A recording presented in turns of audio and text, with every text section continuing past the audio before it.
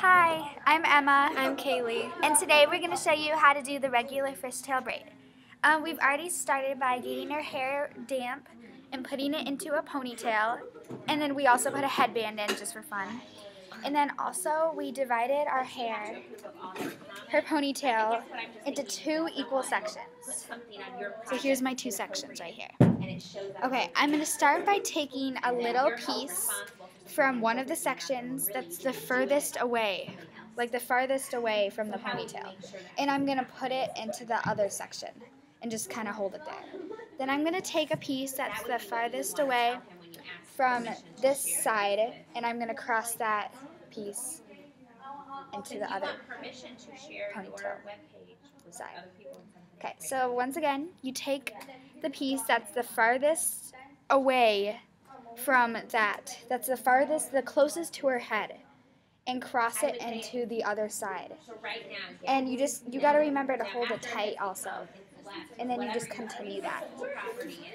So I'm taking a piece that's the closest to her head, the furthest away from the ponytail, crossing it into the other side, and then I'm going to just keep doing that. And you can do it looser or tighter, and if you take a bigger piece, the fishtail is going to be bigger. And if you take a smaller piece, then the fishtail is going to be smaller. And if you hold it tight, it's going to be tight. And if you hold it loose, it'll be loose. So I'm going to go over this again. You take the piece that's the furthest of the back on the ponytail, the furthest away, or the closest to her head, you kind of get what I'm saying, and cross it into the other side. And then you just continue that.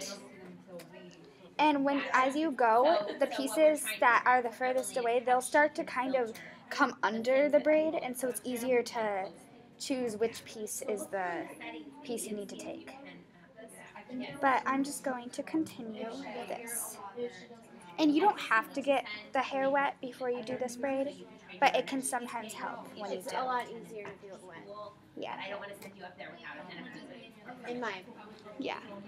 And you want to make sure that the pieces you take are always the same size, otherwise it'll be unequal. No look. Yeah.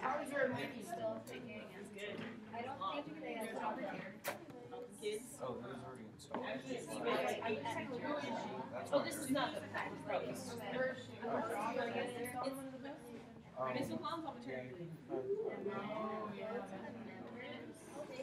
And this braid also takes a little longer than other braids. So if you don't have patience, then I don't really suggest this braid. Even though it is cute. Yeah, it's really cute when it's done. And it kind of looks messy when you're doing it, but then once you're done, you can kind of even it out and help it, and I'll show you how to do that once I'm finished braiding. I'm going to go over it again just in case that you're wondering. So you take the piece that's the furthest away from the middle of the ponytail and the closest to the head, and you cross that into the opposite side. And it's a little tough to get at first, but you'll kind of get used to it.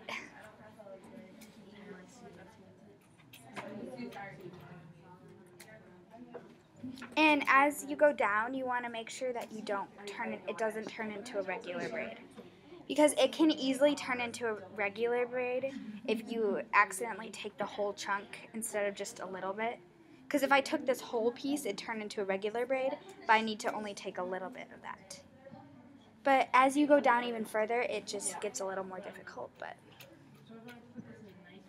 this is a fun braid to do. Oh, nice. I like it.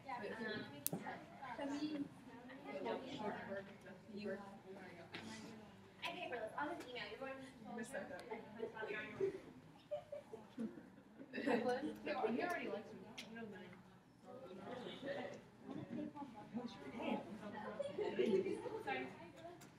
So I just do this braid until I want to stop.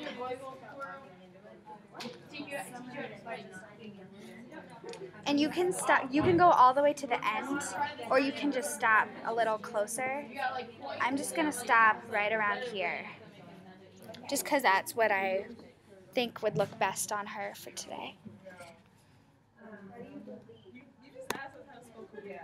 Then you're gonna take an elastic, and I'm just using a clear one.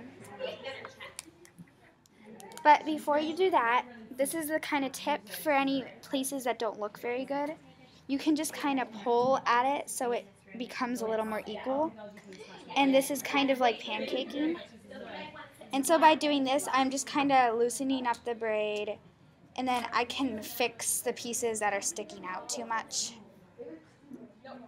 And I think that this braid, it's hardest when you start it, and then from there it gets a lot better. Like you can kind of see a little bit of the struggle in the braid at the beginning, but it's supposed to be kind of just a messy, cute little fun braid. So I'm just going to play with the braid until I like how it looks. And then once I like how it looks, I'll just add in my elastic to secure the hair.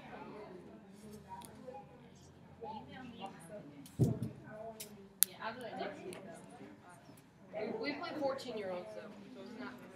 And then after I add in my elastic, I can still take pieces and kind of play with them and loosen it up or make it tighter. Well, I can't really make it tighter, but. And this is your fishtail.